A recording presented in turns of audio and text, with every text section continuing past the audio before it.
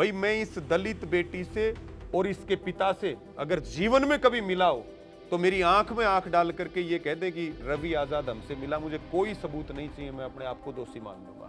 मतलब आप ये कह रहे हो कि पैसे लेके घूम रहे थे, पैसे ऑफर किए गए, तो आपको क्या लगता है कि कोई पैसे में अपनी बेटी को इस तरह के आरोपों में आगे कर देगा? नहीं, 10 दिसंबर को एफआईआर लॉज होती है, ये प्लान ए है। अच्छा, ठीक है। और जो 12 तारीख को एफआईआर दर्ज होती है वो प्लान बी है।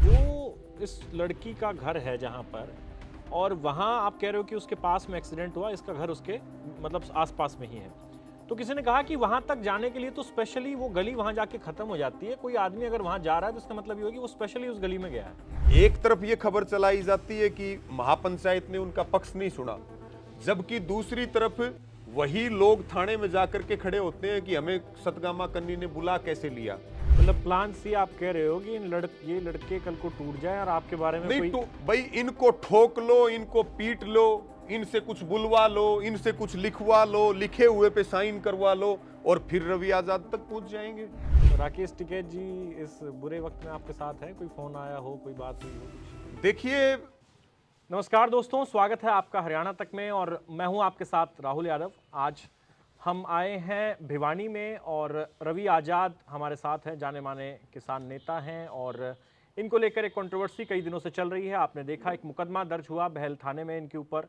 जिसमें गंभीर धाराएं जो कि पोक्सो एक्ट से जुड़ी हैं, SC ST एक्ट से जुड़ी हैं, वो जोड़ी गई।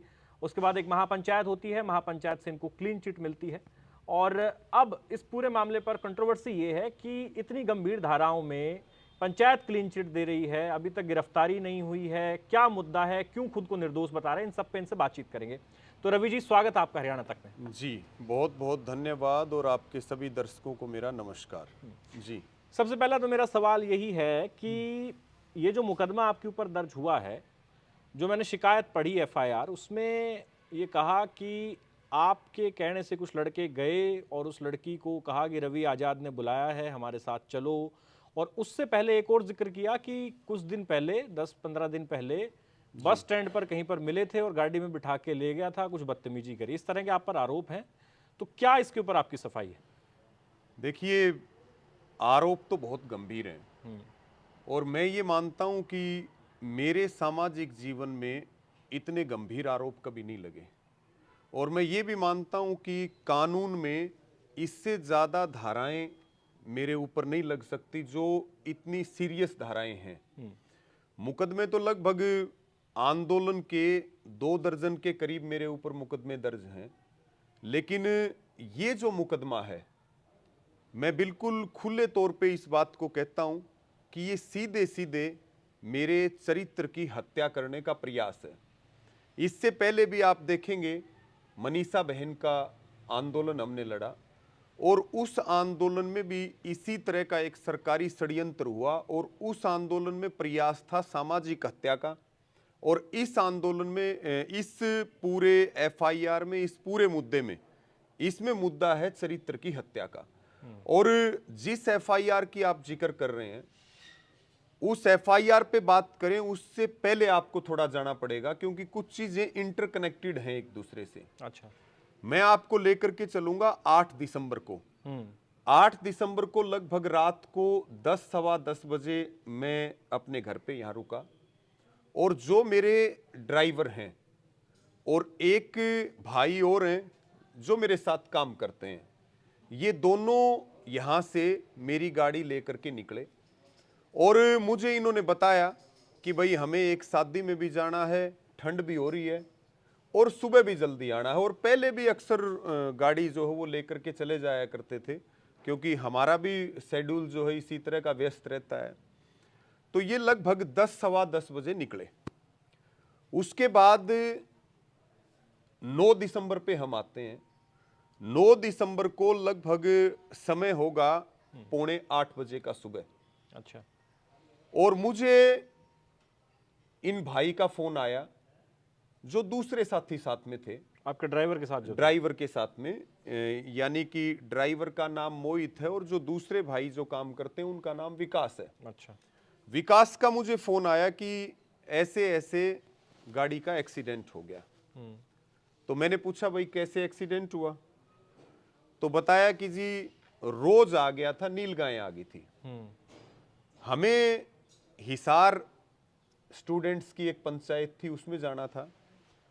तो मैंने इनको कहा कि भाई आप लोग तैयार होकर के आओ और इस गाड़ी को हम एजेंसी में मैं फ़ोन कर देता हूँ, वो इसको टोए करके ले जाएंगे और हम दूसरी गाड़ी से चल पड़ेंगे। और किसी को चोट चाट तो नहीं लगी, तो इन्होंने बताया कि जी कोई चोट नहीं लगी।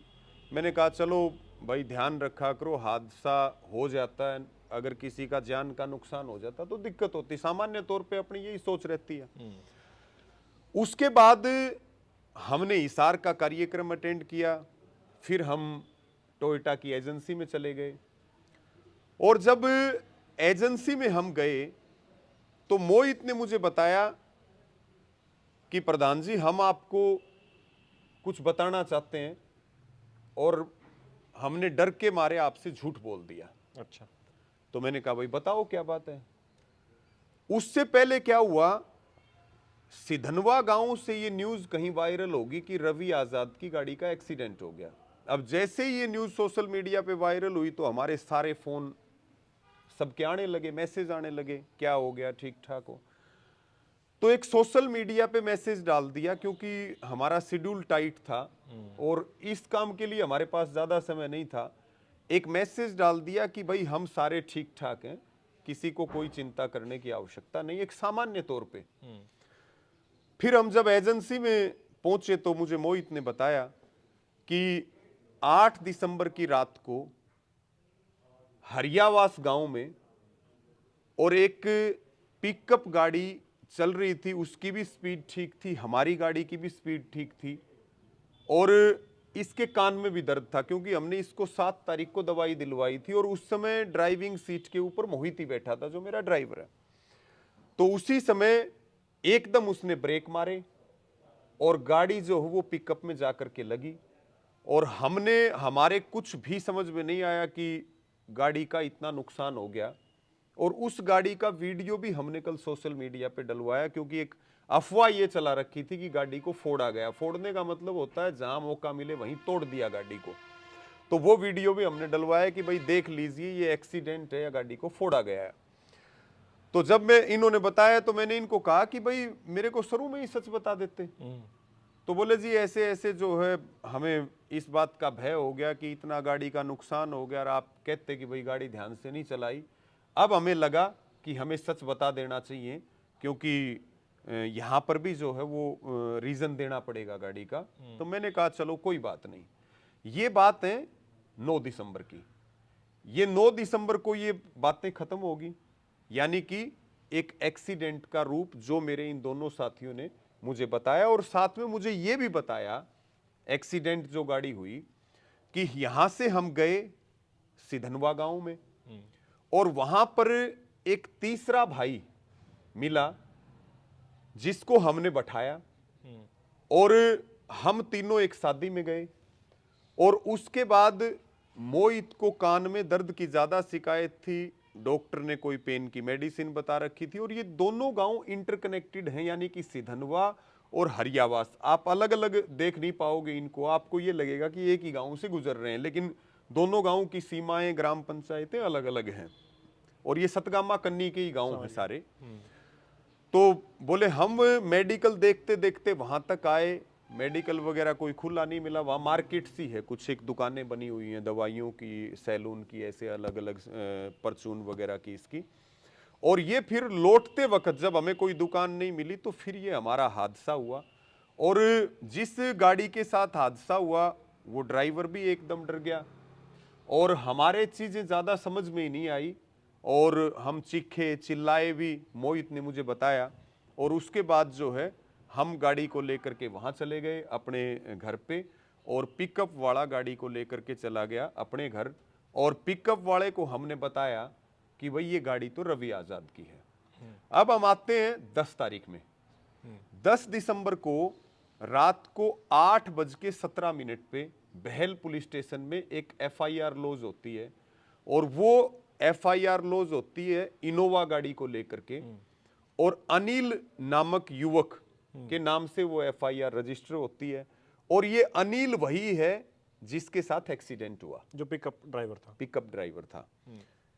तो 8:17 पे ये एफआईआर हुई और इसी एफआईआर के साथ जो पूर्व मंत्री जेपी दलाल हैं, उनके विधानसभा में जितने, मैं कार्यकर्ता तो नहीं कहूंगा क्योंकि वो एक गैंग के रूप में काम करते हैं, गुर्गों के रूप में काम करते हैं, वो सारे एक्टिव हो गए उस एफआईआर को लेकर के मीडिया और सोशल मीडिया में। और उस एफआईआर के अंदर ये लिखा गया कि भाई हरियावास गांव में एक गाड़ी आई और उस गाड़ी में एक लड़की थी, उस गाड़ी में शराब थी, 3-4 अन्य व्यक्ति थे। लड़की को गाड़ी में बैठाया जा रहा था, अनिल की गाड़ी सामने से आ गई, वो जो है लड़की भाग गई और अनिल जो है, जब अनिल की गाड़ी पास आई तो इन्होंने गाड़ी ठोक दी। इस प्रकार की वो एक एफआईआर थी कि वो टक्कर होगी। अब ये एफआईआर जब सामने आई तो हमने इन भाइयों से भी पूछा कि भाई ये क्या मामला है, तो इन्होंने बताया कि जी मामला जितना था उतना हम सच बता चुके हैं, इसके अलावा क्या मामला हमें नहीं पता। अब 11 दिसंबर को मेरे पास इसी जगह पे जो ये बैठक है, जहां आने जाने वालों से मैं मिलता हूं घर पे, तो यहीं पे अनिल हरियावास गांव का, उसके गांव के कुछ लोग और सतगामा कन्नी के कुछ लोग मेरे पास आए और इन्होंने मुझे बताया कि भाई सबसे पहले तो मैं माफी चाहूंगा, आपकी गाड़ी का इतना नुकसान हो गया। दूसरी बात, मुझे तकलीफ इस बात की है कि मैंने आपके खिलाफ कोई एफआईआर नहीं करवाई, लेकिन धोखे से मेरे नाम से आपके खिलाफ एफआईआर करवा दी। मैंने पूरी बात उससे पूछी और उसने अपना एक वीडियो भी सोशल मीडिया में जारी कर दिया और उसने मुझे कहा कि इस पे पूर्व मंत्री जेपी दलाल के खासम खास लोग आपकी छवि को खराब कर रहे हैं और आप अपने पेज पे लाइव आओ, मैं आपके साथ बैठूंगा और मैं साथ बैठ करके पूरी बात बताऊंगा। और मैंने एक वीडियो बना करके अपना वायरल भी कर दिया है और उसके बाद मैं थाने में जा करके इस एफआईआर को वापस लेने के लिए एफिडेविट दूंगा। अनिल को मैं पहले नहीं जानता था। अच्छा। और अनिल को ये पता था कि रवि आजाद हैं, बहल के हैं, किसान नेता हैं और ये सतगामा कन्नी भी हमारे गुहांड के सारे गांव हैं, यहाँ से सिधनवा, हरियास, ये सारे 13, 14, 15 किलोमीटर के रेंज के गांव हैं सारे के सारे। तो अनिल ने फिर मुझे इस बात की जानकारी दी, तो मैंने अनिल से सारी बात पूछी और उस समय सारे उसके साथ के व्यक्ति भी मौजूद थे। तो उन्होंने बताया कि जी 10 तारीख को जो है 6 बजे मेरे पास पूर्व सरपंच हैं हरियावास गांव के सुनील, उनका मेरे पास फोन आता है और ये जो सुनील पूर्व सरपंच हैं, ये पूर्व मंत्री जेपी दलाल के राइट हैंड माने जाते हैं। अच्छा। वो फोन करके मुझे कहते हैं, वो रिकॉर्डिंग भी उन्होंने सुनाई मुझे, वो फोन करके कहते हैं कि भाई रवि आजाद ने तेरे खिलाफ एफआईआर करवा दी और तू एक काम कर ले, तेरे को 15 लाख रुपए भी दिला देंगे। तू ये कह देना, क्योंकि उस एफआईआर में 10 तारीख वाली एफआईआर में 3-4 लोगों का नाम दे दिया गया था अननोन के नाम से, कि तू एक काम कर ले, तू ये कह देना कि भाई गाड़ी के अंदर रवि आजाद खुद मौजूद था और गाड़ी के अंदर शराब थी और गाड़ी के अंदर एक लड़की थी। उसने मना कर दिया, बोला भाई मैं रवि आजाद को जानता हूं, वो भला मानस है, मैं उसके बारे में कोई गलत काम नहीं करूंगा, मुझे तुम्हारे पैसे नहीं चाहिए। तो पूर्व सरपंच कहता है कि भाई तू हमारे ऑफिस पे आ जा, जहां पे ऑलरेडी बहल थाने के एसएचओ और कुछ मुलाजिम, एक वीडियो भी जो वायरल हुई तो वो बैठे हुए दिखाई, बात कर रहे हैं, हाँ उससे बात कर रहे हैं वीडियो में। तो वो पुलिस के एसएचओ और वो सारे वहां चले गए। गजब की बात ये है राहुल भाई कि हरियाणा के अंदर लॉ एंड ऑर्डर की स्थिति आपको पता है क्या है, लेकिन मेरे इस मामले में आप देखिए कि खुद पुलिस हरियावास गांव में पहुंच जाती है और पूर्व सरपंच सुनील के घर पे पुलिस का जाना अपने आप में सवाल खड़े करता है। क्या अब हरियाणा में लोगों को थाने में आने की जरूरत नहीं है कंप्लेंट के लिए? मैं रोज पुलिस से, एसपी, डीएसपी, एसएचओ से बात करता हूं, अलग अलग जब लोग यहां आते हैं अपनी समस्या लेकर के, किसी चीज का कितना समाधान होता है ये आपको भी पता है कि कितना पुलिस एक्टिवली काम कर पाती है। तो इसने मुझे बताया, अनिल ने, कि जी मैंने सब चीजों के लिए मना कर दिया, तो इन्होंने कहा कि भाई तू इस कागज पे साइन कर दे और तेरा पीछा छूट जाएगा। मैंने इस डर के कारण कागज पे साइन कर दिए। मैं जो है सोया हुआ था, उठ करके गया। मैंने ज्यादा कोई कागज नहीं देखा, मैं बहुत ज्यादा पढ़ा लिखा भी नहीं हूं, मोटी मोटी बात मैं जानता हूं। फिर बोला मैं घर आता हूं। ऑफिस से जब मैं घर आता हूं तो मेरे पास एक मैसेज आता है पुलिस की तरफ से कि आपकी एफआईआर लॉज होगी। और फिर मुझे ज्यादा पता नहीं था नेट वगैरह का, तो मैं एक पड़ोसी के लड़के के पास गया। उसने बताया कि भाई तूने रवि आजाद पे एफआईआर करवा दी। तो बोला जी मुझे बड़ी तकलीफ हुई तो मैंने अपने गांव वालों से बात करी। मैं अपने गुहांड के लोगों को लेकर के आया कि भाई मैं तो इस बात के लिए माफी भी मांगूंगा और इस एफआईआर को मैं वापस भी ले लूंगा। फिर ये यहां से चले गए पुलिस स्टेशन में। ये 2 से ढाई घंटा वहां बैठे रहे। इन्होंने कहा कि भाई ये एफआईआर पे हम कोई कार्रवाई नहीं चाहते, ना मैं थाने में आया, ना मैंने दरखास्त लिख करके दी, धोखे में तुमने साइन करवा लिया। अब इसको के एफिडेविट के ऊपर लिखवाना है वो लिखवाओ और इसको कैंसिल करो। उस समय पुलिस वालों ने कहा कि भाई किडनैपिंग का मामला है, तफ्तीश होगी। और उस दौरान एसपी साहब की तरफ से भी ये मैसेज आया कि जब मुद्दई कोई कार्रवाई नहीं चाहता है तो पुलिस धक्का क्यों करेगी।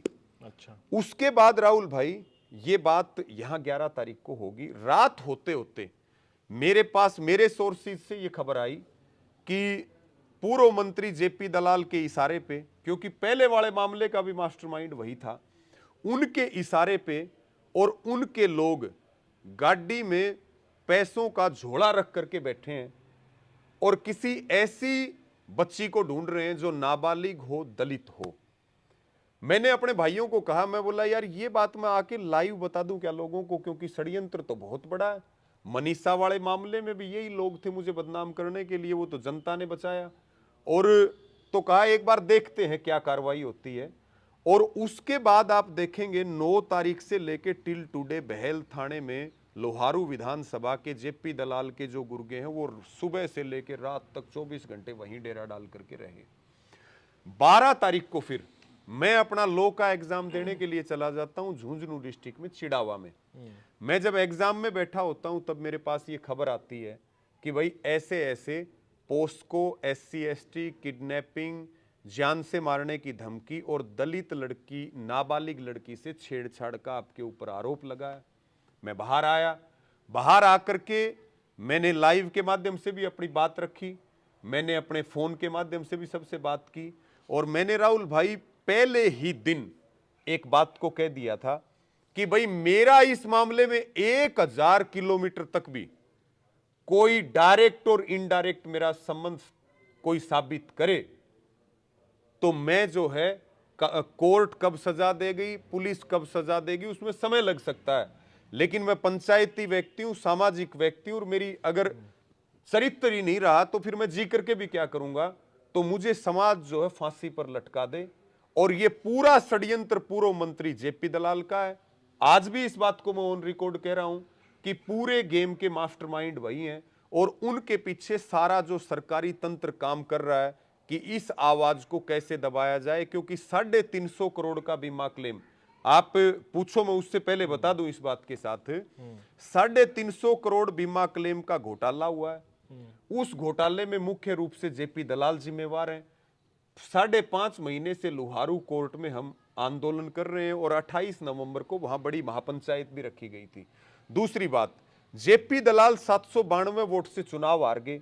आज वो सब जगह ये कहते फिरते हैं मैं इलेक्शन जीतता तो मैं हरियाणा का डिप्टी चीफ मिनिस्टर बनता, लेकिन इस रवि आजाद ने मेरे को चुनाव हरा दिया, नहीं तो मैं चुनाव नहीं हारता। मैं दोनों ही बातों में ये कह रहा हूं कि भाई 350 करोड़ का बीमा क्लेम मेरा तो है नहीं राहुल जी, वो तो किसानों का हक है, हमारा काम तो लड़ाई लड़ना है। रही बात चुनाव हराने की, चुनाव हराने की मेरी क्या ताकत है, मेरा तो एक वोट है। चुनाव तो लोहारू की जनता ने इनके कर्मों के हिसाब से हराया है, मेरा तो कोई योगदान नहीं चुनाव हराने में। और लगातार ये बात आज आपको मैं फिर कह रहा हूं, 11 साल से जब से मैं यूनियन में हूं, जेपी दलाल ने कोई ऐसा मौका सुई से लेकर के झाज तक का नहीं छोड़ा।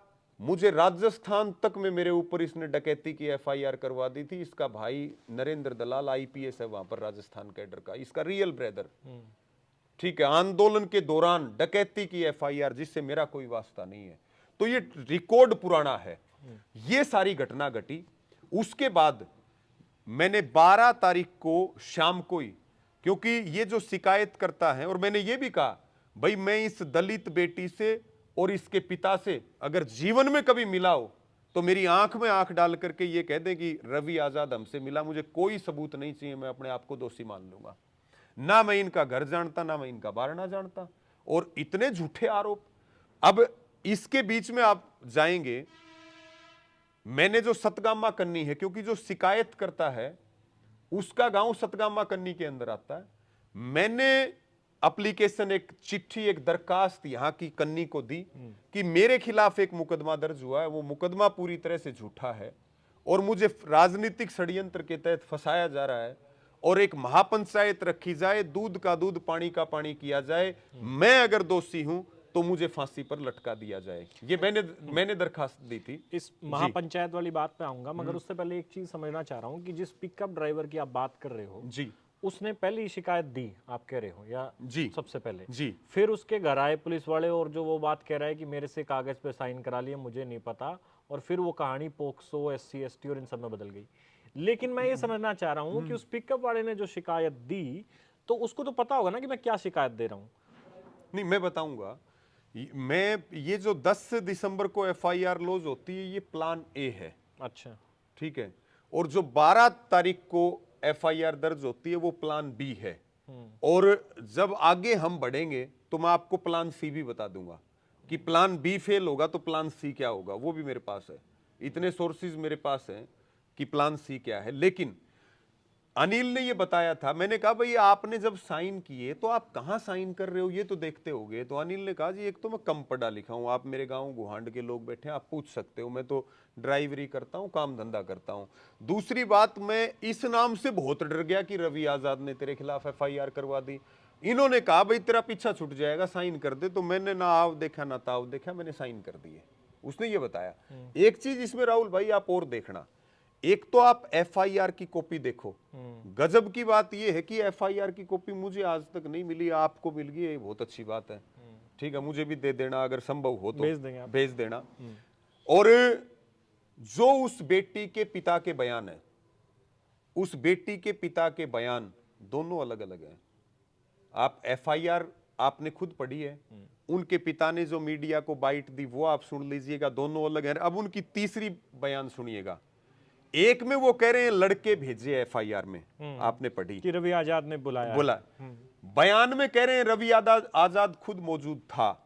और अब कोई मीडिया वाला बात करता है तो उनको वो कह रहे हैं कि भाई गाड़ी रवि आजाद की थी या नहीं थी, रवि आजाद था या नहीं था, हमें नहीं पता, इसकी निष्पक्ष जांच होना चाहिए। वो प्लान सी की तरफ बढ़ रहे हैं, क्योंकि मैंने सबसे पहले ये मांग की थी कि इस पीड़ित परिवार को सिक्योरिटी दे दो। और आज भी मैं ये बात कह रहा हूं, पुलिस सिक्योरिटी उनके पास है और उनके ऊपर इतना प्रेशर है क्योंकि जानकारी ये मिली कि वो सच्चाई बताना चाह रहे हैं। आज उनकी गांव में महापंचायत भी हुई है, वो भी बात कर रहे हैं, वो सच्चाई बताना चाह रहे हैं। लेकिन पूर्व मंत्री JP दलाल ने सिक्योरिटी लगवाई और हिदायत दी पुलिस को कि जहां पे इस बेटी का पिता सोएगा उसके साथ सोओगे तुम, कि ये कहीं कुछ कर ना ले। और मैंने इस बात को कहा, इस पूरे घटना से जुड़े हुए जितने भी लोग हैं उनके ऊपर इतना प्रेशर बनाया जा रहा है कि तुम रवि आजाद के खिलाफ बयान दे दो, तुमको बचा लेंगे। तो अगर कल को कोई अप्रिय घटना होगी तो सीधे तौर पे शासन और प्रशासन जिम्मेवार होगा। मेरा ये भी एक दर्द है कि मैं काम करता हूं और आप किसान आंदोलन को भी आपने कवर किया, हमने कभी कम्युनिटी के लिए, हमने कभी जाति के लिए थोड़ी काम किया ना, हमने कभी धर्म के लिए काम किया, हमने तो मुद्दों के लिए काम किया, चाहे उसकी जाति और उसका धर्म कोई भी हो, क्यों भी। और एक ट्रैक रिकॉर्ड और देखिए, 11 साल में पूर्व मंत्री JP दलाल ने इस लोहारू विधानसभा के कितने लोगों को दलित बेटियों के नाम पे शिकार बनाया है, और चाहे वो सामाजिक हो चाहे राजनीतिक व्यक्ति हो। आप पूरा ट्रैक रिकॉर्ड इस बात का देख लीजिए। जनता तो आईना होती है ना, आज तक कभी पब्लिक ने गलत का सपोर्ट नहीं किया।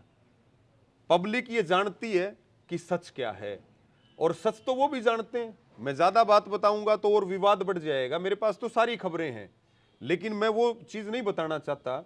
लेकिन मैं पूरी जिम्मेवारी के साथ कह रहा हूं आपको, एज ए सिटीजन भी मैं ये बात कह रहा हूं कि इस पूरे मामले में हमने मांग की सीबीआई की जांच करवाओ। आज आपके कैमरे के सामने कह रहा हूं, नार्को टेस्ट की सबसे पहले मैंने बात की। मैंने ये कहा मेरा नार्को करवा लो, जेपी दलाल का नार्को टेस्ट करवा लो, उस बेटी का और उस बेटी के पिता का नार्को टेस्ट करवा लो। और हमने ये भी कहा भिवानी का प्रशासन पूरी तरह से पूर्व मंत्री के दबाव में है, आप इस इन्वेस्टिगेशन को दूसरे जिले में ट्रांसफर कर दो और दूध का दूध पानी का पानी हो जाएगा। सीबीआई को जांच दे दो। मैं एप्लीकेशन लगाने के लिए मेरी लीगल टीम से बात भी हुई है कि भाई हाई कोर्ट के जज की निगरानी में सीबीआई इंक्वायरी कर ले। मैं आपको दावे के साथ कहता हूं, अगर कहीं पे सिस्टम ठीक है तो इस पूरे मामले में जेपी दलाल को जेल जाना पड़ेगा और उसके कम से कम 50 लोगों को, 50 जो उसके गुर्गे हैं जेपी दलाल समेत 51 लोग जेल में जाएंगे। जी रवि भाई, एक बात मुझे ये समझाइए कि मामला पिकअप ड्राइवर से शुरू होता है तो उस लड़की के परिवार की एंट्री कहाँ से हुई, और जो आप मतलब आप ये कह रहे हो कि पैसे लेके घूम रहे थे, पैसे ऑफर किए गए, तो आपको क्या लगता है कि कोई पैसे में अपनी बेटी को इस तरह के आरोपों में आगे कर देगा? नहीं, बात आपकी ठीक है। मैं ना तो किसी बेटी पे ऐसा इल्जाम लगाता, ना मैं किसी बेटी के पिता पे ऐसा इल्जाम लगाता। मैं भी खुद सामाजिक व्यक्ति हूं और मेरा तो आप कहीं भी आप ये वेरीफाई कर लो, इस पूरे मुद्दे पे मेरे विरोधी भी मेरे साथ आकर के खड़े हुए जो कभी मेरे समर्थन में नहीं होते। मैं तो वो व्यक्ति हूं जो बेटियों के सर पे हाथ रख करके चलता हूं और उनके साथ अन्याय हो, और ये तो छोड़िए मेरे कॉलेज में जा करके या मेरे जो कॉलेज मेट्स हैं उनसे आप पूछिए कि जब मैं कॉलेज में था तब भी मेरा सभी जो हमारी बहनें थी उनके साथ मेरा यही व्यवहार था। कोई तकलीफ किसी को होती थी तो सबसे पहले वो मुझे ही आकर के बताया करती थी, अपने टीचर से पहले भी वो मुझे बताती थी कि ये दिक्कत है। तो मेरा तो ये व्यवहार रहा है। और जो बात आपने पूछी लड़की के परिवार हाँ, की मैं बताऊंगा आपको। देखिए ये तो जांच का विषय है, ठीक है। नहीं, आपके मैं बताऊंगा मेरे अपने सोर्सेज हैं और मेरे सोर्सेज बिल्कुल 100% सही है। लेकिन कोई बात जब हम पब्लिक प्लेटफार्म पर कहते हैं तो मैं यही कह रहा हूं आज भी कि भाई ये सारा काम दबाव से हुआ, ये सारा काम प्रलोभन में हुआ है, ये सारा काम लालच में हुआ है। मैं अब इतनी दावे के साथ कह रहा हूं, भाई वो मेरी आंखों में आंख डाल के कह दें उस बेटी के पिता, अपनी आत्मा पे हाथ रख के कह दें, वो बेटी कह दें। आप अगर 5 लड़की आप खड़ी कर दो और जिसने मेरे ऊपर पोस्को SC ST और ये 4 5 6 7 धाराएं लगा रखी हैं, आप 5 लड़कियों में उस बेटी को खड़ी कर दो, मैं नहीं पहचान सकता वो कौन है। मुझे पता ही नहीं है, मैं उनके घर का बारना ही नहीं जानता। मामला कहां जुड़ता है, जो हमने पता किया, जो एक्सीडेंट हुआ गाड़ी का, उस एक्सीडेंट के स्थल के पास में ही इस बेटी का घर बताया जाता है। और यह भी बताया गया कि भाई 11 तारीख को उसने मना कर दिया बेटी के पिता ने। और महापंचायत में आपने देखा हो, महापंचायत में वो अनिल ड्राइवर अपनी बात रखता है, ये जो भाई हैं ये अपनी बात रखते हैं, और एक तीसरा भाई है उसके फादर सुरेंद्र अपनी बात रखते हैं कि भाई ऐसे ऐसे मेरे गांव का SC कास्ट से है रिसाल सिंह मास्टर, जो जेपी दलाल का राइट हैंड है, और वो मेरे पास खुद आया, उसने मुझे पैसे का प्रलोभन दिया, नौकरी का प्रलोभन दिया, तेरा बच्चा बचा लेंगे, रवि आजाद के खिलाफ बयान दिला दे। सब जानते हैं रिसाल सिंह मास्टर किसका आदमी है, सब जानते हैं सुनील सरपंच किसका आदमी। आप इस एरिया में कहीं सर्वे करवा लो। अगर जो एक मैं बात और कहता हूं, जितनी बात मैं बोल रहा हूं 100% जिम्मेदारी के साथ बोल रहा हूं और अपनी किसी भी बात से पीछे नहीं हटूंगा कभी भी। मैं उनमें नहीं हूं जो अभी एक IPS का मामला चल रहा था, पहले आरोप लगा दिया और बाद में माफी मांग ली। यहां माफी वाला मामला नहीं है, यहां जो कहेंगे वो बिल्कुल सत्य कहेंगे। तो ये जो लड़के हैं जो आप कह रहे हो गाड़ी लेकर गए, जिसमें आपका ड्राइवर है, एक अन्य व्यक्ति और एक फिर उनका दोस्त मिल गया जी, तो शादी में मतलब कहाँ गए थे? उन्होंने बताया कि कौन से गांव में जाना नहीं, था? इन्होंने मुझे ये बताया था कि हमारे ही गांव में शादी है। कौन सा गांव? सिधनवा। सिधनवा। सिधनवा गांव है जो बगल का गांव है, क्योंकि इसमें एक लड़का तो गोकुलपुरा गांव का है और 2 लड़के सिधनवा गांव के हैं। जो तीसरा भाई इनको मिला था वो भी सिधनवा का ही है। लेकिन मैं किसी ने, जब मैंने इस केस के बारे में यहाँ कुछ लोगों से बात करने की कोशिश की, जानने की, जी, तो किसी ने मुझे बताया कि जो इस लड़की का घर है जहाँ पर, और वहाँ आप कह रहे हो कि उसके पास में एक्सीडेंट हुआ, इसका घर उसके मतलब आसपास में ही है। तो किसी ने कहा कि वहां तक जाने के लिए तो स्पेशली वो गली वहां जाके खत्म हो जाती है, कोई आदमी अगर वहां जा रहा है तो इसका मतलब ये होगा कि वो स्पेशली उस गली में गया है। देखिए राहुल भाई, जो बातें मुझे इन भाइयों ने बताई, जो बातें उन लोगों ने महापंचायत में बताई, और मैंने महापंचायत में अपनी बात रखी, तो मैंने एक चीज रखी थी, आपने अगर ध्यान दिया हो, कि भाई ये वो लोग बैठे जो जुड़े हुए हैं, ये मैं आपके सामने खड़ा हूं, ये अपनी बात रखेंगे, मैंने इनकी बताई हुई बातें बताई हैं, और मेरी इन बच्चों से भी कोई बहुत ज्यादा बात नहीं होती, क्योंकि काम में इतने व्यस्त रहते हैं। तो इन्होंने कहा जी एक ब्याह में भी जाना है, मैं कहा भाई चले जाइए, ब्याह का टाइम में चल रहा है। हम भी 3 हफ्ता सुबह से लेकर रात तक शादियों में ही घूम रहे थे। तो ईमानदारी की बात यह है कि इस बेटी का घर कहाँ है। आज भी मुझे आप अरियास गांव में भेज दो तो मैं इनका घर नहीं ढूंढ सकता। मुझे तो ना वो घर पता, ना वो गली पता, ना वो बारणे पता, ना उस बेटी की शक्ल, ना उसके बाप की शक्ल, मैं तो जानता ही नहीं। बड़ी बात ये भी है, मैं देख भी रहा था, आप एक स्टोरी कर रहे थे कि भाई महापंचायत कन्नी की तरफ से, सतगामा कन्नी की तरफ से उस बेटी के पिता को पक्ष रखने के लिए महापंचायत में बुलाया गया था, और महापंचायत में बार बार अपील की गई थी कि भाई जो शिकायतकर्ता परिवार है, क्योंकि कुछ लोग कह रहे थे पीड़ित परिवार, अगर सच में देखा जाए तो पीड़ित तो मैं हूं इस पूरे मामले में, और परिवार पीड़ित है तो मेरा है। वो लोग पीड़ित नहीं है जिन्होंने लालच में या जिन्होंने दबाव में आकर के इतना बड़ा काम कर दिया कि मेरी 11 साल की जो मेरी की हुई मेहनत है इस समाज में, इन्होंने पूरे देश में और ये खबरें चलवा दी कि मैं एक रेपिस्ट हूं। आपने देखा भी मीडिया के कई प्रिंट मीडिया, दुष्कर्म तक उसमें दिखाया गया, रेपिस्ट दिखाया गया। तो मेरी जो इज्जत गई है, मेरी जो मान हानि हुई है, वो तो शायद मैं पूरी जिंदगी उसकी पूर्ति ना कर पाऊं। एक ही दिन के अंदर, कुछ घंटों के अंदर किस तरह के बयान दिए गए हैं। मैं पीड़ित इस मामले में, मैं हूं पीड़ित है, और पीड़ित मेरा परिवार है इस मामले में। बाकी लोग तो सब, मुझे इस बात का अफसोस जरूर है कि एक दलित बेटी को राजनीतिक षड्यंत्र का शिकार बनाया गया। क्या दलितों का सम्मान नहीं होता? क्या हमने दलितों की लड़ाई नहीं लड़ी है? क्या हमने जब भी पुलिस के साथ गलत हुआ तो हम पुलिस के लिए भी लड़े? हम तो मुद्दे और न्याय की बात करते हैं। इस पूरे मुद्दे को रंग देने की कोशिश की गई, दलित वर्सेस जाट का रंग देने की कोशिश की गई। हालांकि जनता समझदार होगी। वाई पूर्ण कुमार के मामले में और संदीप लाठर के मामले में भी ये नहीं हो पाया था। मेवात आपके नजदीक है, वहां भी ये नहीं हो पाया था हिंदू मुस्लिम का। इस पूरे मामले में अथक प्रयास जेपी दलाल जी ने किए, बहुत सारे प्रयास किए कि भाई कैसे भी करके जो है ना इस पूरी लड़ाई को, पैसा चाहिए पैसा लो, मीडिया भी हम मंगा करके देंगे, आप इसको दलित और जाट का मुद्दा बनाओ। और मुझे तो दुख इस बात का है कि मैं जिस कम्युनिटी से आता हूं, ये जितने लोग मैं कह रहा हूं कि ये 51 आदमी जेल में जाएंगे जेपी दलाल समेत, ये मैक्सिमम 95% तो मेरी कम्युनिटी के हैं। अगर मुझे कोई मार रहा है तो वो इनके कंधे पर बंदूक रख करके मुझे तो अपनी कम्युनिटी वाले मार रहे हैं। तो इसमें जाति की तो बात कहां से आ गई? जाति का तो कोई विषय ही नहीं है इसके अंदर।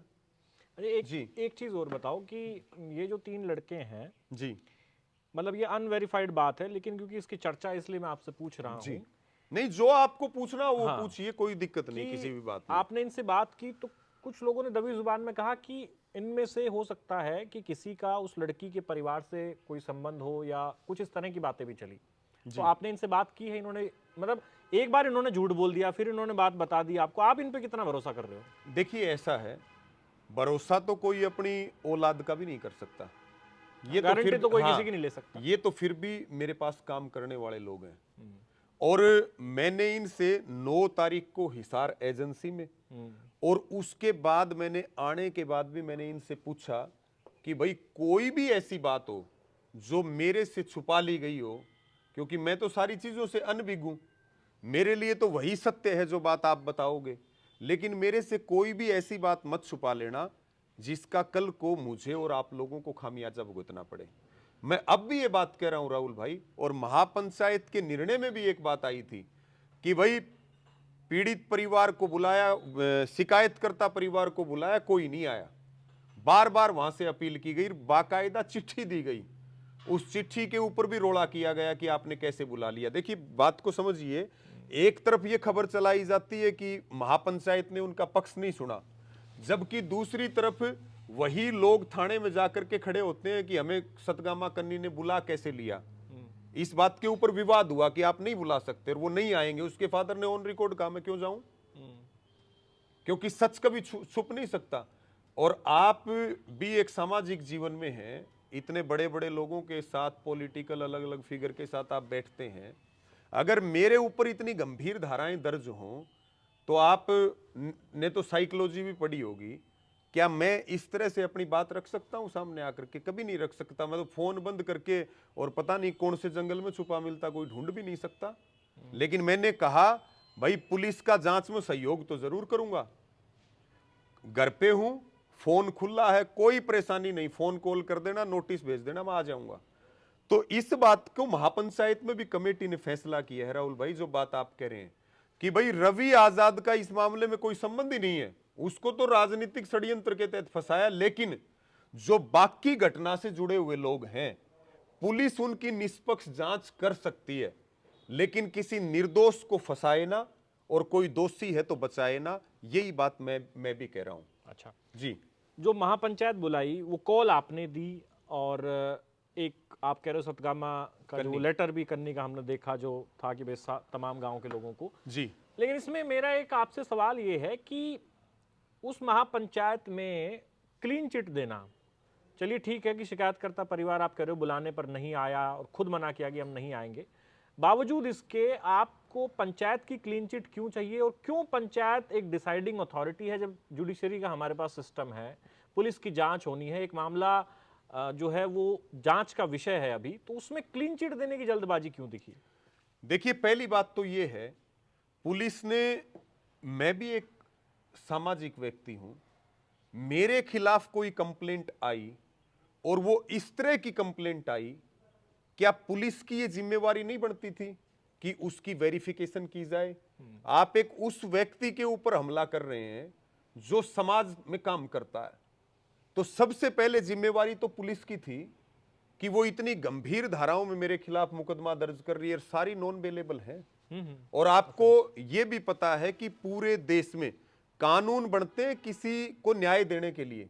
क्या कानून इसलिए बनते हैं कि उनका दुरुपयोग हो? अगर कोई दुरुपयोग कर रहा है तो वो खुद कानूनों को कमजोर करने का भागीदार है, कानूनों का दुरुपयोग नहीं होना चाहिए। तो क्या मेरी छवि का किसी ने ध्यान रखा कि भाई आप जिसके ऊपर हमला कर रहे हो वो भी पूरे देश और प्रदेश में काम करता है, किसी की लड़ाई लड़ने का काम करता है? किसी ने एक मिनट भी नहीं सोचा और मुझे साबित कर दिया कि मैं तो बलात्कारी हूं। दूसरी बात, जो क्लीन चिट देने की बात है, क्योंकि मैं खाप पंचायतों का अपना एक महत्व है। खाप पंचायतें एक जाति की नहीं होती, खाप पंचायतें सर्व जातीय होती हैं। और पहले पंचायतों में फैसले हुआ करते थे, तुरंत न्याय मिला करता था, कोर्ट की प्रणाली के अंदर गए। आज हालात ये हैं कि आदमी को मरे हुए 20 साल हो जाते हैं तब उसके न्याय का फैसला आता है। और मैंने इसलिए महापंचायत की बात की कि हम खुद महापंचायतों में विश्वास करते हैं, खाप पंचायतों में विश्वास करते हैं, और खाप पंचायतें सभी तथ्यों पर विचार करके निष्पक्ष फैसला करती हैं। मैंने मेरे 11 साल के जीवन में ये नहीं देखा कि भाई किसी ने बायस्ड होकर कोई फैसला दे दिया हो खाप पंचायतों में। मेरा ये था कि मैं समाज के लिए लड़ाई लड़ता हूं और समाज को साथ लेकर के लड़ाई लड़ता हूं। समाज मुझे दोषी हूं तो फांसी टांगे और निर्दोष हूं तो मुझे क्लीन चिट दे। पुलिस और सरकार चाहे मेरा जो कर ले, मुझे कोई आपत्ति नहीं है।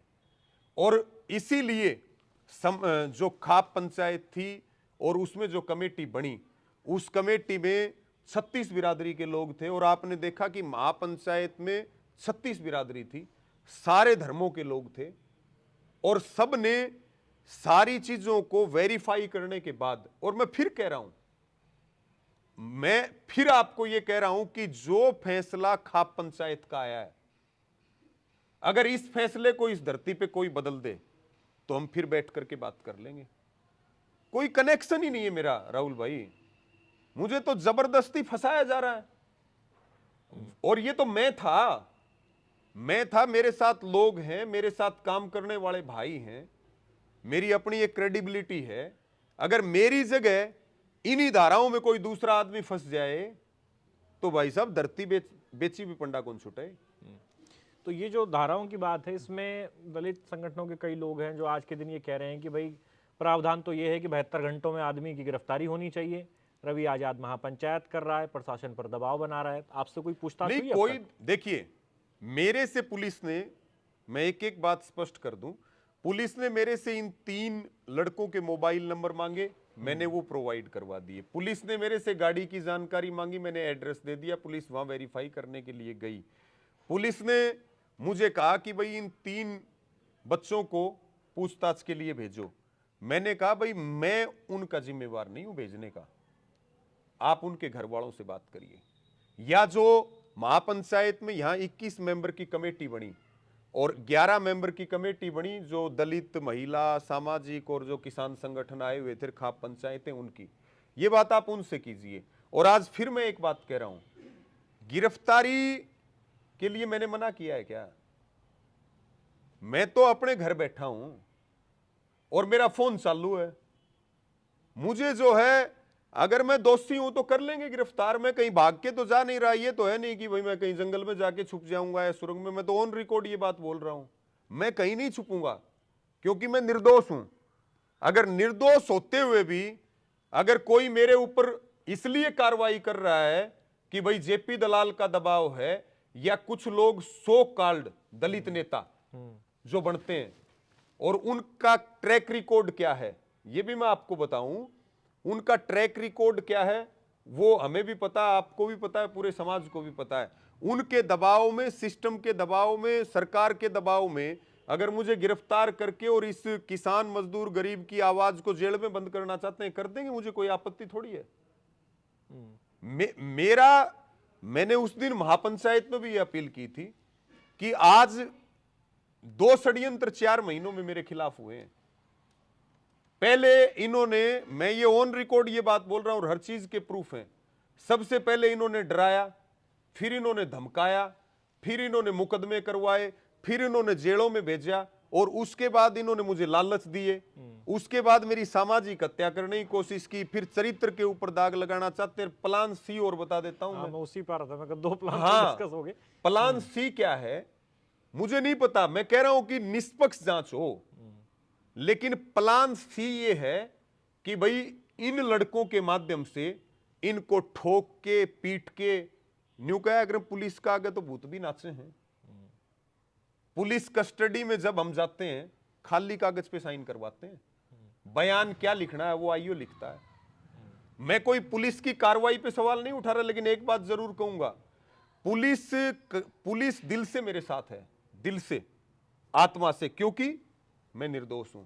लेकिन जो प्रेशर है जेपी दलाल का, जो प्रेशर है सिस्टम का, जो प्रेशर इन सो कॉल्ड नेताओं का है जो जाति के नाम पे राजनीति करते हैं, मैं जाति के नाम पे राजनीति नहीं करता, मैं मुद्दों की राजनीति करता हूं। उनका प्रेशर है, उस प्रेशर के अंदर जो है पुलिस मजबूर होकर के ये काम कर रही है। ये मैं आपको पूरे दावे के साथ कहता हूं ये बात। मतलब प्लान सी आप कह रहे हो कि ये लड़के कल को टूट जाए और आपके बारे में नहीं कोई... तो भाई इनको ठोक लो, इनको पीट लो, इनसे कुछ बुलवा लो, इनसे कुछ लिखवा लो, लिखे हुए पे साइन करवा लो, और फिर रवि आजाद तक पहुंच जाएंगे। ये प्लान सी है। और मैंने एक बात और भी कही थी, ये बात मैंने 11 दिसंबर को कही थी कि भाई मेरी सुरक्षा पूरी तरह से खतरे में है, और मैंने कोई सुरक्षा की मांग भी नहीं की, और मैं मांग करूंगा भी नहीं सुरक्षा की, क्योंकि जिसके साथ समाज खड़ा हो उसको किसी बंदूक की पहरेदारी की जरूरत नहीं होती। लेकिन अंतिम प्लान ये है कि भाई जेपी दलाल और ये सरकारी तंत्र, ये पता नहीं आपको कब ये खबर आ जाए कि भाई रवि आजाद की हत्या कर दी। ये इनका अंतिम प्लान है, प्लान डी। हाँ, ये प्लान डी समझो, ये फाइनल प्लान है इनका। और इसलिए मैं आपके कैमरे के सामने ये बात आज बोल रहा हूं कि भाई मेरे साथ कुछ भी होता है और अगर मेरी हत्या होती है तो सीधे तौर पे जेपी दलाल, पूर्व कृषि और वित्त मंत्री, मेरी हत्या का जिम्मेवार होगा। और ये बात प्रदेश के मुख्यमंत्री को, मेरे पास वो सारे सोर्सेज हैं बार बार प्रयास किए जाते हैं, गाड़ी का पीछा करने के, अलग अलग धमकियों के अलग अलग प्रयास किए जाते हैं। और मुझे इस बात में कहने में कोई आपत्ति नहीं है कि कब मेरे साथ कोई अप्रिय घटना घट जाए, ये प्रदेश के मुख्यमंत्री की जिम्मेदारी है, ये हरियाणा पुलिस के डीजीपी की जिम्मेवारी है, और ये यहाँ के जिला प्रशासन की जिम्मेवारी है। मेरी सुरक्षा 100% खतरे में है। और जो महिला महापंचायत में आई थी, आप वो बात पूछना भूल गए, और आप एक खबर में उसका जिक्र भी कर रहे थे। ये जो महिला आई, इसका नाम पुष्पा, और ये जुई तोसाम विधानसभा में ये गांव है, पुष्पा नाम है इसका। और इस बहन ने मनीषा आंदोलन में भी डिस्टर्ब करने की कोशिश की थी। और ये महिला 2 दिन तक हरियावास गांव में उसी सुनील सरपंच के घर पे रुकती है, जो सुनील सरपंच राइट हैंड है जेपी दलाल का, और इस पूरे केस का मुख्य सूत्रधार है। सारी कहानी उसी से शुरू होती है। और मैं दावे के साथ कह रहा हूं, वो महिला जेपी दलाल ने भेजी इसलिए कि महापंचायत निर्णय पे ना पहुंच पाए, महापंचायत उखड़ जाए। और एक मेरा आरोप और भी है, वो महिला हमला तो मेरे ऊपर करने के लिए आई थी। अच्छा, महिला मेरे ऊपर हमला करने के लिए आई थी, उसको भेजा मेरे ऊपर हमला करने के लिए था कि भाई मैं रवि आजाद का इलाज करके आगे देख लो पंचायत के बीच में। और पंचायत ने रवि आजाद को पीट दिया। वो भेजी तो इसलिए गई थी। उसने मेरे को कान में कुछ अपशब्द भी कहे, क्योंकि वो मेरे बिल्कुल पास बैठी थी।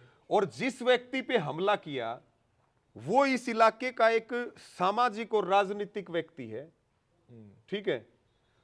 उसके ऊपर इस तरह का ब्लेम लगाना, ये कह देना कि भाई अरे भाई पंचायतों में हुक्का भी चलता है, माताओं बहनों का अपना एक सम्मान है, कोई मनसा नहीं होती। अगर कोई हाथ टच भी हो गया तो आप निवेदन करके भी ये कह सकते हो, भाई साहब प्लीज आप ध्यान रखिएगा।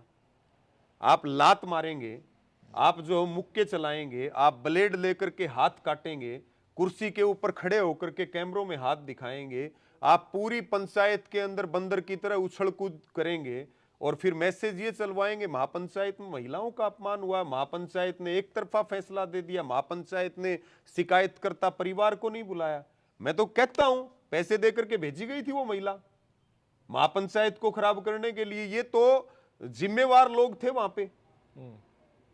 हम जब भी महापंचायत करते हैं, कोई आंदोलन करते हैं, कोई हम मूवमेंट चलाते हैं, एक टीम हम अलग से रखते हैं कि शरारती तत्वों के ऊपर नजर रखिए, कोई शरारती तत्व हमारे आंदोलन को खराब ना कर दे। तो ये तो वो शरारती तत्व था।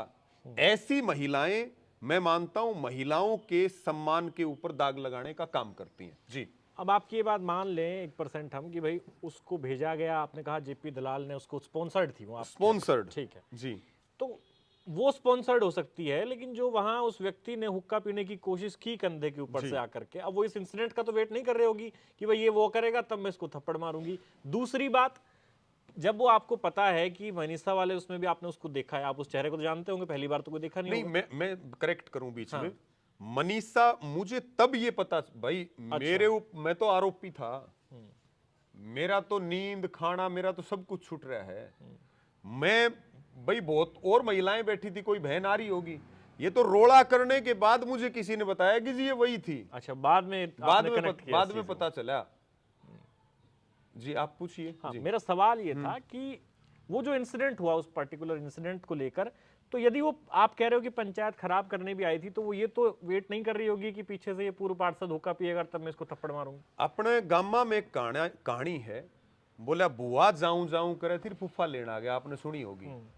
उसको तो बेजाय घटना करने के लिए था, और वो कोई मनसा नहीं थी। उस भाई का हुक्का पीने में, सुरेंद्र किल का नाम है उनका हाथ लगना हो गया, और उसको इंतजार था। उसने पहली टेस्टिंग की।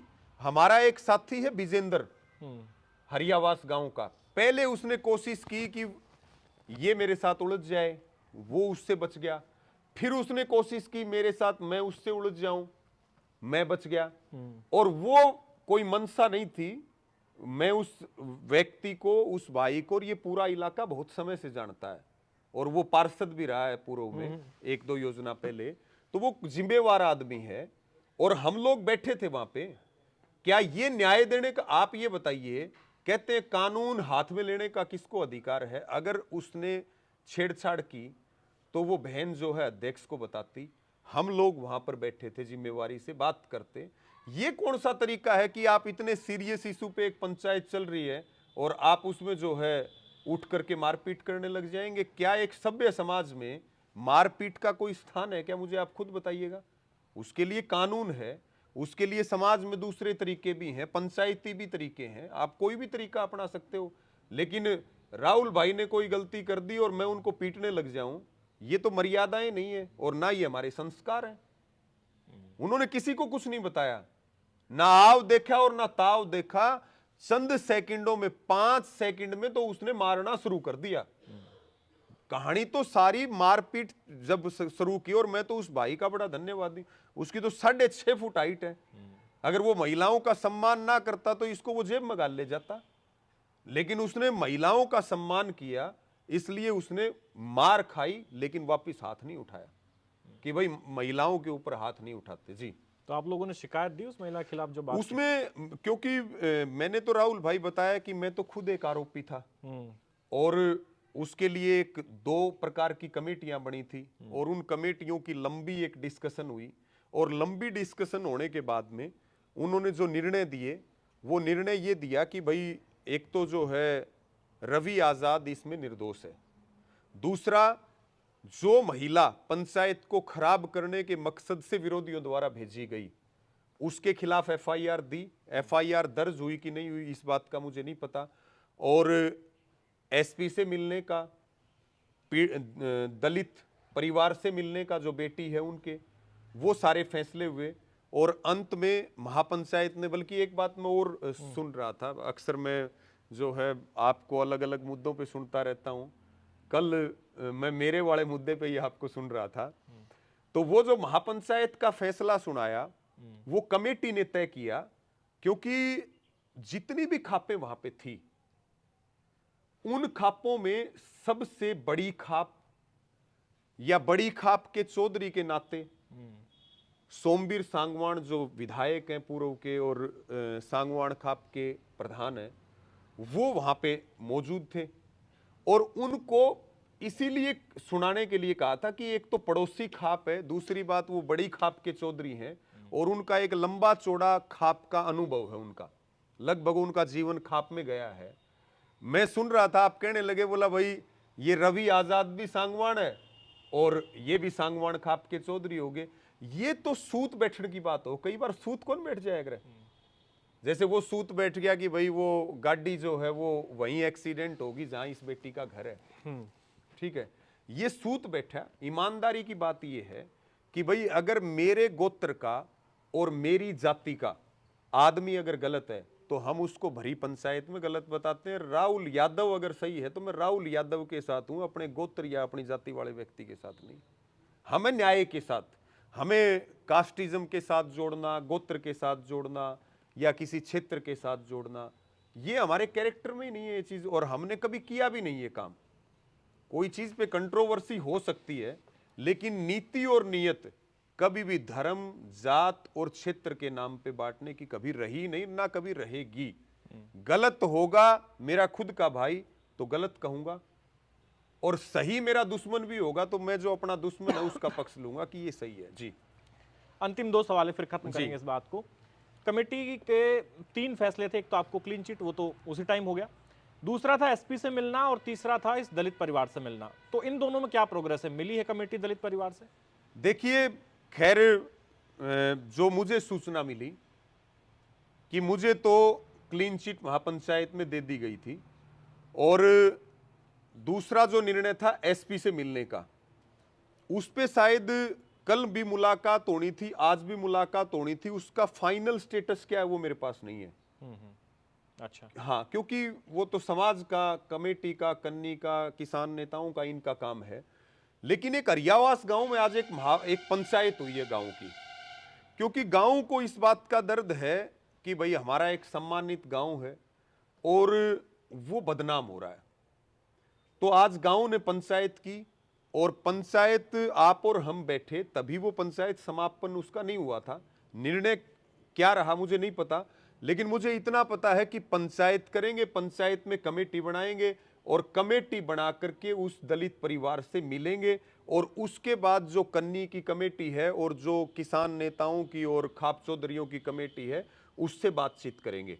और मैं भी ये अपील करता हूं आपके माध्यम से कि उस बेटी, क्योंकि वो तो 16 साल की है, ठीक है, लेकिन जो उसके फादर हैं वो मुझे पता चला एक प्राइवेट स्कूल में अध्यापक भी हैं। मैं उनसे जरूर ये अपील करता हूं कि आप मजबूती दिखाइए, ईमानदारी दिखाइए, समाज के सामने आकर के और सारी सच्चाई बता दो और समाज आपके साथ है। मैं इस बात का वादा करता हूं रवि आजाद आपके साथ है। मेरा आपके लिए कोई उलाना नहीं है, मैं आपके खिलाफ कोई कार्रवाई नहीं करूंगा भविष्य में। मैं आपके साथ सामाजिक रूप से खड़ा होने के लिए तैयार हूं, लेकिन अपनी आत्मा ईमानदारी से आप उन षड्यंत्रकारियों का खुलासा कर दो जिन लोगों ने आपको दबाव दे करके और इतनी बड़ी घटना करवा करके एक दलित परिवार को, और बेटियां और भी बहनें होंगी, उनकी भाई होंगे, पूरे परिवार को कलंकित किया है। उन लोगों को जरूर सजा मिलनी चाहिए। तो आखिरी सवाल है रवि भाई, और इस पूरी बातचीत में मुझे लगता है कि आपने मेरे ख्याल से दर्जनों बार जो है जेपी दलाल का नाम लिया है। आप श्योर हूं मैं। हाँ, आप श्योर कह रहे हो कि 11 साल में बहुत ऐसे मौके आए जब परेशान किया आपको, लेकिन अगर हम देखें कि आज का जो इंसिडेंट था आप उसे कनेक्ट करते हो कि ये बीमा वाला जो मैटर है इसमें फंसा हुआ है, इसलिए आपकी चूड़ी टाइट कर रहा है, आपके ऊपर जी। ये षड्यंत्र कर रहा है। जी, तो लेकिन बीते 11 सालों में आप कौन सा खतरा थे उस जेपी दलाल के लिए? देखिए वो इस तरह का व्यक्ति है जेपी दलाल। बड़ी बात यह है कि मैं जेपी दलाल से कभी आमने सामने नहीं मिला, और उससे भी बड़ी बात यह है कि उससे मेरा कभी टेलीफोनिकली भी कोई कांटेक्ट नहीं हुआ। अच्छा, ठीक है, वो एक्चुअल में पॉलिटिशियन नहीं है। आपको पता है पूर्व मुख्यमंत्री चौधरी बंसीलाल का और उनके बेटे पूर्व मंत्री चौधरी सुरेंद्र सिंह का, ये उनका झोला उठाने वाला, यानी कि आप ये कह सकते हैं एक पीए था, और उन्होंने इसको नहरी विभाग में जेई लगवाया था, और ये एक तरह से उनका खासम खास बन गया था। काम था यही जो मैं आपको बता रहा हूं। और बीच समय में पहले चौधरी बंसीलाल की डेथ होगी, फिर एयर एक्सीडेंट में चौधरी सुरेंद्र सिंह एक्सपायर हो गए। तो बहुत सारी संपत्तियां जेपी दलाल के नाम थी, वो सारी संपत्तियों पे इसने कब्जा कर लिया। ये बात मैं ऑन रिकॉर्ड बोल रहा हूं। सब उसका गांव घुसकानी, ये लोहारू विधानसभा और ये पूरा जिला जानता है। और मैं बार बार कहता हूं कि भाई मैं जेपी दलाल पे झूठे इल्जाम लगवा रहा हूं तो वो मेरे खिलाफ मुकदमा दर्ज करवा दे। वो सारा जो धन है वो चौधरी सुरेंद्र सिंह का धन है, इस बात में कोई दो राय नहीं है। और जो पूर्व मंत्री किरण चौधरी हैं वही हाथ पकड़ के उसको लोहारू में लेकर के आई थी। अगर हम राजनीतिक तौर पे देखें तो जब ये उस बंसीलाल परिवार या किरण चौधरी या चौधरी सुरेंद्र सिंह के साथ गद्दारी कर सकता है तो रवि आजाद या लोहारू की जनता तो उसका क्या ही लगती होगी, जिसकी रोटी खा करके वो यहां तक पहुंचा है, जिस थाली में खाया उसी में छेद कर दिया। उसके बाद ना मैं कभी मिला ना कभी टेलीफोन पे बात हुई, लेकिन उसने यहां एक ऐसी गैंग तैयार की, लोहारू, डिगावा, बहल, यानी कि उसके जो गुर्गे हैं उनको गांव में कोई चाय भी नहीं पिलाता, क्योंकि उनको बैठाना मतलब अगला ये समझेगा कि यार ये आदमी आ गया ना तो लोग सवाल करेंगे ये क्यों आया। छटे हुए बदमाश, शराब के कारोबारी, ठेकेदार, सड़कों के गुंडे, बदमाश, ये जो इस तरह का मटेरियल है ये उसका वर्कर है लोहारू हल्के में। और इन्हीं लोगों ने उसके कान भर भर के, मैं ये बात जेपी दलाल को भी सुननी चाहिए। मैं मांग रहा हूं बीमा, वो कह रहे हैं रवि आजाद अपने खिलाफ काम कर रहे हैं। मैं कह रहा हूं मंडी चलाओ, वो कह रहे हैं रवि आजाद अपने खिलाफ काम कर रहा है। मैं कह रहा हूं भाई भ्रष्टाचार हो रहा है, बोला रवि आजाद अपने खिलाफ काम कर रहा है। एक पॉलिटिशियन को कान का कच्चा नहीं होना चाहिए कभी। अगर वो कान का कच्चा नहीं होता तो आज वो रियल में मान सकता हूं हरियाणा का उप मुख्यमंत्री होता, लेकिन इन लोगों ने उसका भट्ठा बैठा दिया और 792 वोट से चुनाव हार गया, करोड़ों रुपए की शराब बांटने के बाद। दूसरी बात, ये जो 350 करोड़ का बीमा घोटाला हुआ, इस 350 करोड़ से ही जेपी दलाल ने लोहारू का विधानसभा चुनाव लड़ा है। दर्द ये है हम पैसा लेने पे अड़े हुए हैं और वो पैसा चुनाव में खर्च कर चुका है और हम पैसा लेके रहेंगे, ये बड़ा मुद्दा है। और हार की टीस ऐसी होती है कि आदमी को रात को सोने नहीं देती। जो आदमी सूबे का उप मुख्यमंत्री बनना चाहता हो और उससे मुख्यमंत्री बात भी ना करे, और मैं तो आपके माध्यम से एक बात और कहूंगा कि भाई हरियाणा के मुख्यमंत्री को संज्ञान लेना चाहिए जेपी दलाल का। आपकी पार्टी और आपकी सरकार दोनों की छवि इस व्यक्ति ने देश और प्रदेश में ये धूमिल करता आए दिन, और फिर भी आप इसको इस पार्टी में रखते हो, बीजेपी में। बाहर का रास्ता क्यों नहीं दिखाते? मुख्यमंत्री को स्पष्ट करना चाहिए और बीजेपी के संगठन को स्पष्ट करना चाहिए। और मेरे आरोप गंभीर इसलिए भी हैं क्योंकि मैं बड़ी सीधी बात करने वाला आदमी हूं, बिना लाग लपेट के, किंतु परंतु इफ बट के। मेरे आरोप है, फिर मैं कह रहा हूं ये मेरे आरोप हैं। अगर जेपी दलाल को लगता है कि ये झूठे हैं तो वो मेरे खिलाफ कार्रवाई करवाए, मैं भुगतने के लिए तैयार हूं। और एक बात और, अब कोई कहे राहुल भाई, बोला भाई भगवान है कि नहीं है इस बात का सबूत दो। कोई दे देगा क्या सबूत? कोई नहीं दे सकता। जब चोर चोरी करता है तो वो सबूत छोड़ता है क्या? कोई सबूत नहीं छोड़ता। आज जनता से बड़ा कोई अदालत नहीं है और जनता से बड़ी कोई शीशा नहीं जो आपको देख पाए। आज आप इस लुहारू हल्के के किसी भी गली और गांव में चले जाओ, भिवानी जिले में चले जाओ, जो बात मैं कह रहा हूं आप 5 साल के बच्चे से लेकर के 95 साल के बूढ़े तक आप पूछ लेना। अगर मेरी बात गलत निकल जाए तो मैं आपका दोषी। मैं इन सब बातों पे स्टैंड करता हूं और अंतिम सांस तक इन पे स्टैंड करूंगा। लेकिन फिर मैं एक बात कह रहा हूं कि अब हालात ज्यादा खराब हो गए, और हालात इतने खराब हैं कि डिगावा में भी मेरी हत्या का षड्यंत्र था, बचाने वाला भगवान है रेस्ट हाउस में। अब जो सबसे बड़ा सवाल है वो ये सवाल है कि कोई भी अप्रिय घटना मेरे साथ किसी भी समय घट सकती है, क्योंकि जेपी दलाल अपने लोगों को ये बात बार बार कहता है कि भाई इस आदमी के कारण मेरा राजनीतिक कैरियर खत्म हो गया और मैं तो मर ही गया, लेकिन मैं इसको किसी भी कीमत पे नहीं छोड़ूंगा। ऐसी रंजिश और दुश्मनी वो बार बार हर काम में दिखाने की कोशिश करता है। यानी कि ये वो आदमी है, अगर मेरे साथ अपराध हो गया कोई और मैं थाने में दरखास्त देने चला गया तो एसएचओ के पास 5 मिनट में फोन आ जाएगा, इसकी दरखास्त पे कार्रवाई नहीं होनी चाहिए। और इसकी एक आदत है डिक्टेटरशिप, यानी कि सुई के नाकू में से हर आदमी को निकालना है। मुद्दा ये नहीं है उसने काम किया या नहीं किया, ये मुद्दा नहीं है। मुद्दा ये है कि उसकी जुबान, उसके जो कार्यकर्ता हैं वो, और उसका कान का कच्चा होना। इतना भी कान का कच्चा नहीं होना चाहिए। आज अगर ऐसे कोई दुश्मनी करेगा राहुल भाई, तो हम तो 90 विधानसभाओं में जाते हैं, फिर तो 90 एमएलए हमारे दुश्मन हो गए। 10 एमपी हैं हरियाणा में, 5 राज्यसभा के एमपी हैं, दूसरे प्रदेशों में भी जाते हैं, फिर तो इस देश में लड़ाई लड़ना गुनाह हो जाएगा। अगर हर बात के ऊपर सताया जाएगा, हर बात के ऊपर तकलीफ दी जाएगी। हम कोई बीजेपी के विरोधी हैं क्या? सरकार के विरोधी थोड़ी है, हम तो उनकी पॉलिसीज और मुद्दों के ऊपर बात कर रहे हैं। मेरा कोई इलेक्शन लड़ने का एजेंडा थोड़ी है कि मुझे एमएलए बनना, एमपी बनना। मेरे तो 7 पीढ़ियों में किसी ने पंच का चुनाव नहीं लड़ रखा। हम तो नॉन पॉलिटिकल लोग हैं 100%, और डायरेक्ट और इनडायरेक्ट किसी भी पॉलिटिशियन और पार्टी से भी मेरा कोई संबंध नहीं है। और मैं आज तक वो आदमी हूं जो 11 साल में कभी किसी राजनीतिक स्टेज पे नहीं गया, कभी भी किसी नेता के मैं घर नहीं जाता कभी भी। मेरे साथ इतनी बड़ी घटना घट रही है, उसके बावजूद हरियाणा का एक पॉलिटिशियन ये नहीं कह सकता कि रवि आजाद ने हमारे पास फोन किया। लोग तो कह रहे हैं कि आपकी पंचायत में मैडम किरण चौधरी और फटिया ने आदमी भेजे हैं। किसने? फटिया और मैडम किरण चौधरी ने आदमी भेजे हैं। देखिए, कुछ तो लोग कहेंगे, जब हम मुद्दों के ऊपर उनके साथ डट के लड़ाई लड़ रहे हैं तो वो भी कुछ कहेंगे, लेकिन जो आदमी आए वो न्याय के लिए आए। मैं ये नहीं कहता कि मैं कोई बहुत बड़ा नेता हूं, मैं अपने आप को नेता मानता ही नहीं, मैं तो अपने आप को एक छोटा सा सेवक मानता हूं, ठीक है। और अपने भाइयों को, समाज के लोगों को साथ लेकर के मैं अपनी लड़ाई लड़ता हूं।